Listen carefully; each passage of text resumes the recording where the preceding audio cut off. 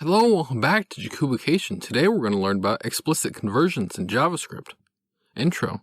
To contrast with implicit conversions, you'll tell JavaScript to convert a value and it will do precisely that.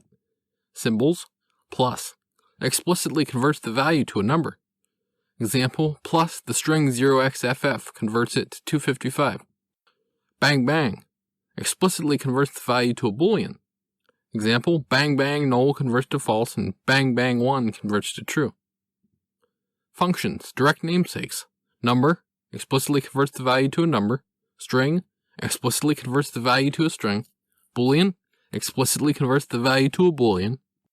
ParseInt and parseFloat. I've actually done a video on these previously, so if you want to see that video, I'll have it linked in the description and in a card right now. But a bonus, as long as the string starts with a number, the parse functions will still work with stuff after them.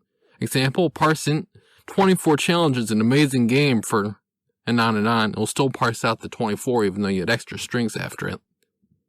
Difference between the number converters, plus and number are functionally equivalent. The parse functions can handle trailing extra strings like I explained on the previous slide. Ciao.